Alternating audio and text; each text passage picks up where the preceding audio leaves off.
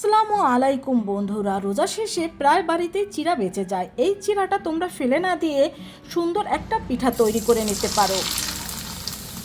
রোদ্রে দেওয়া ও ভাপে দেওয়ার ঝামেলা ছাড়া কিন্তু এই পিঠাটা খুব সহজেই তৈরি করা যায়।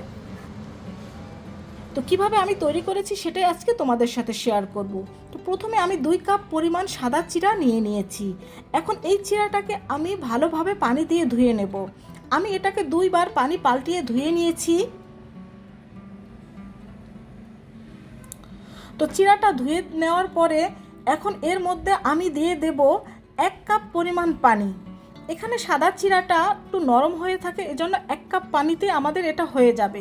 তবে যদি লাল রঙের চিড়া হয় সেই ক্ষেত্রে কিন্তু একটু পানি বেশি লাগবে। তো চিড়াটা পানি দেওয়ার পর দেখো এরকম চিপচিপা পানি থাকবে। এখন এটাকে আমি ঢেকে 10 মিনিটের জন্য রেখে দেব।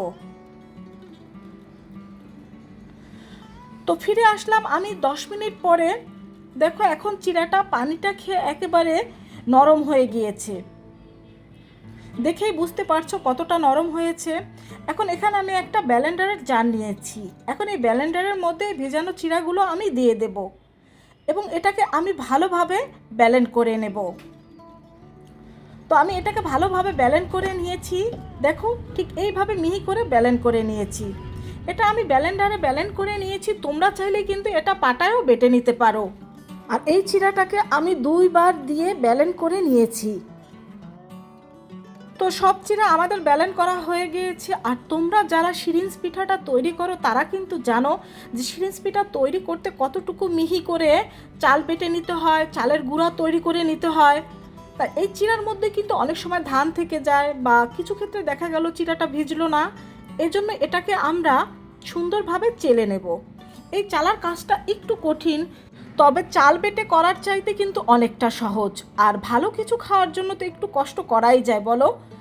তো আমি ভালোভাবে এটাকে কিন্তু চেলে নিয়েছি। দেখো এটার পিছন সাইডটা এরকম হয়ে গিয়েছে। এখন হাত দিয়ে এটাকে আমি এটার থেকে ছাড়িয়ে নেব। চামচ দিয়ে করতে একটু সময় বেশি লাগছিল, তাই আমি এটা হাত দিয়ে করে নিয়েছি। আর হাত দিয়ে করলে এটা একটু তাড়াতাড়ি করে নেওয়া যায়। তো সবটুকু আমি চেলে নিয়েছি। তোমরা কিন্তু এই স্টেপটা অবশ্যই ফলো করবে, সম্পূর্ণ কিন্তু চেলে নেবে, তা না হলে কিন্তু সিরিঞ্জ দিয়ে এটা পড়তে চাইবে না। তো এখন এটাকে আমি 2 ভাগে ভাগ করে নিচ্ছি।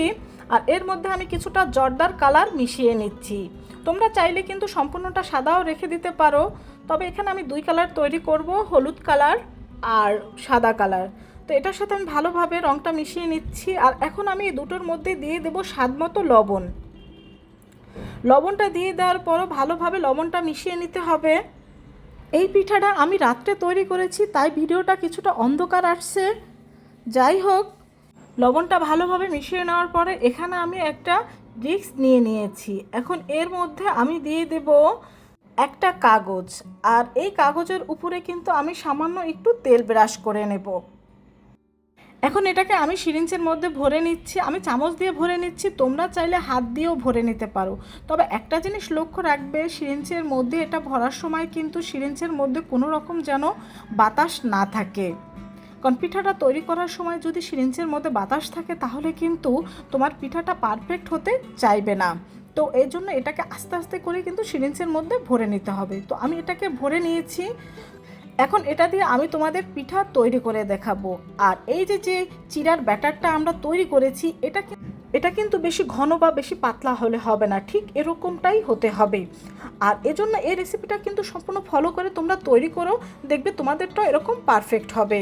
তো একটা সাদা কালারের পিঠা আমাদের তৈরি হয়ে গেছে, আর একটা অন্য কালারেরও আমি তোমাদের তৈরি করে দেখাচ্ছি। আর এটা কিন্তু চালের গুঁড়ার চাইতে এই চিড়াটা দিয়ে তৈরি করা কিন্তু আরও বেশি সহজ, কারণ এখানে কষ্ট করে চাল ভিজিয়ে রেখে চালটা বেটে নিতে হয় না, খুব সহজভাবেই তৈরি করা যায়। তো সবগুলো পিঠাই কিন্তু আমি এইভাবে করে তৈরি করে নেব। আর এগুলো কিন্তু আমি রাত্রে তৈরি করেছি, তোমরা আমার ভিডিওটা দেখেই বুঝতে পারছো। তো সারা রাত কিন্তু আমি এগুলো ফ্যানের বাতাসে রেখে দেবো। তো সব পিঠাগুলো আমি তৈরি করে নিয়েছি। দেখো 2 কাপ চিড়ায় কিন্তু আমাদের বেশ অনেকগুলো পিঠা হয়েছে। তো দেখো সবগুলো পিঠা আমি ভালোভাবে শুকিয়ে নিয়েছি। এগুলো সারা রাত আমি ফ্যানের বাতাসে রেখে দিয়েছিলাম। তো পিঠাগুলো ভালোভাবে শুকিয়ে গিয়েছে। আর এই অবস্থায় কিন্তু পিঠাগুলো তোমরা সংরক্ষণ করে সারা বছরের জন্য রেখে দিতে পারো। তো আমি চুলায় তেলটা গরম দিয়ে দিয়েছি, তেলটা ভালোভাবে গরম করে পিঠাটা আমি দিয়ে দিচ্ছি। দেখো পিঠাগুলো এমনভাবে ফুলে যাচ্ছে যে দুটো পিঠে দেওয়ার পরে সম্পূর্ণ আমার কড়াইটা ভরে যাচ্ছে। আর এটা ভাজতে যে আমার এতটা ভালো লাগছিল, এজন্য তোমাদের আমি একটু অনেকগুলো ভেজে দেখিয়ে দিচ্ছি। দেখো কত সুন্দরভাবে আমাদের পিঠাগুলো হয়েছে। এইভাবে সহজভাবে চিড়া দিয়ে যদি এরকম পিঠা তৈরি করা যায়, তাহলে কেন আমরা শুধু চাল বাটতে যাব বা ভাপ দিয়ে এটা তৈরি করতে যাব। এখন থেকে এই রেসিপিটা ফলো করে তোমরা এরকমভাবে সহজভাবে পিঠা তৈরি করে নিতে পারবে। তো আমি এখানে বেশ অনেকগুলো পিঠা ভেজে নিয়েছি, আর দেখো পিঠাগুলো কত পারফেক্টভাবে হয়েছে। আশা করি রেসিপিটি তোমাদের খুব ভালো লেগেছে। ভালো লাগলে কমেন্ট করে আমাকে জানাবে।